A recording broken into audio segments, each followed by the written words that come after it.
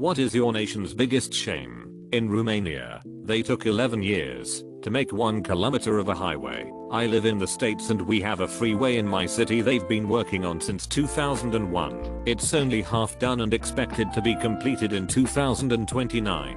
I-4 in Orlando. Lol, that's never getting done. We took over 1,000 years for a church. Trust me when I say that Germany taking a 1,000 years to build a church is the least of your shame. We have been working on a national stadium for 25,000 people since 1987. Every now and then, a politician will mention that it will be completed by the end of the year. Simply Google Lithuanian national disgrace. They should get some advice from Poland. They built their most recent stadium in record time and under budget. Only problem was that no matter where you sat, you were behind a pole. This reminds me of another similar joke. I saw a guy in the Olympic Village carrying a massive stick. So I said to him, "Are you a pole vaulter?" To which he replied, "No, I'm a German." "And how did you know my name was Walter?" Upvote for your dad joke. I respect it. That is weird considering Vilnius in 1987 and Vilnius now. It's not like you guys are lazy. WTF. Lol. How is that even possible? 25k isn't even big. I'm floored. Just like the stadium will be by the end of this next year. Which building started in 1987 will be finished first? Lithuania National Stadium or Ryujayong Hotel? A photo I took of the Ryujayong Hotel in 2008, which had just begun reconstruction. Czech Republic. During a live broadcast in Chile, our previous president stole a ceremonial pen.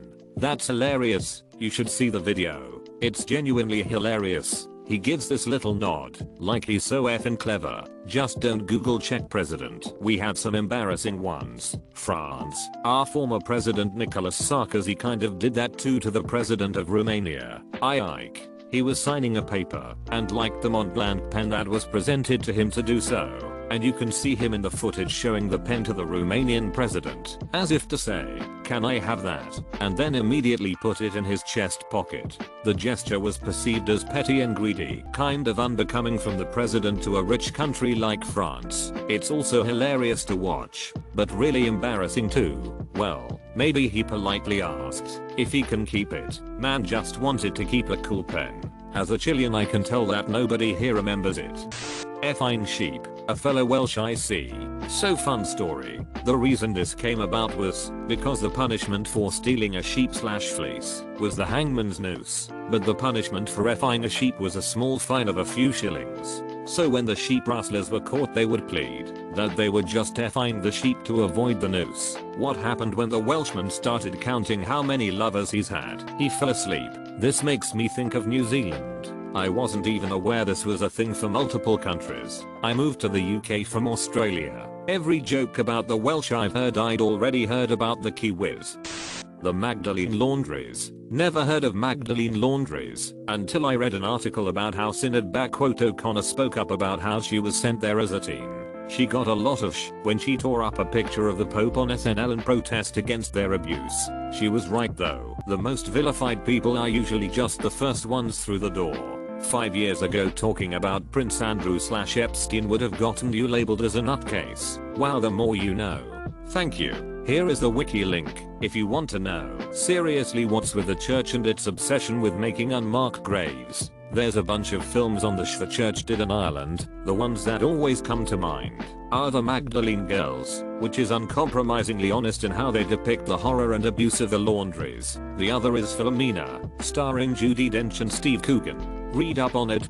Pretty sad. Fallen women. How quickly we give labels to things we don't understand.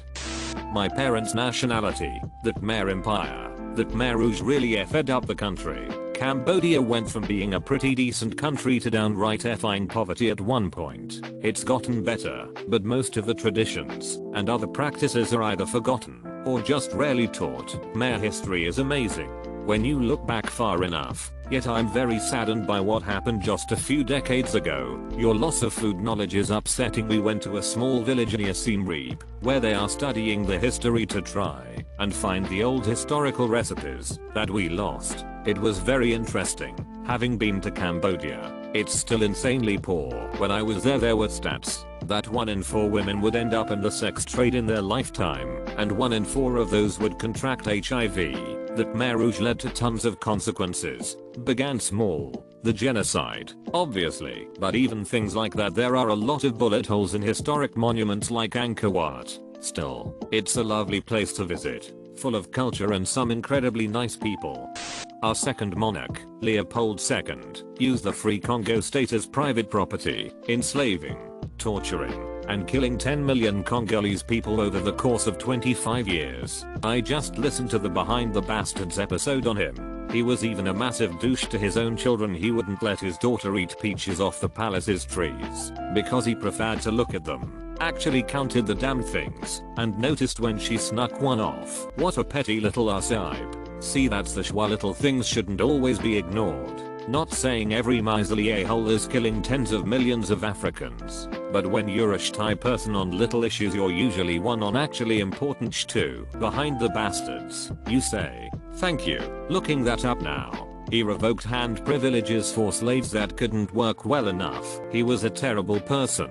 They were much more efficient than that. It was run as a corporation after all, rather than going through the effort of capturing/buying slaves and guarding them, etc. They just put quotas on all the villages with cut hands as punishment. On top of that, the security forces were not allowed to hunt with provided ammo, so as a way of proving that shot bullets were used to keep locals in check, they had to provide a hand of the person they shot. So they just went hunting and went to a nearby village to collect the needed number of hands. There's a book I read about this, King Leopold's Ghost, a story of greed, terror and heroism in colonial Africa. It describes the events leading up the whole affair and the affair itself. And folks clutched pearls when statues of him got messed with for a little bit. Now most of those statues have been removed, and most of us are pleased with that. It was long overdue.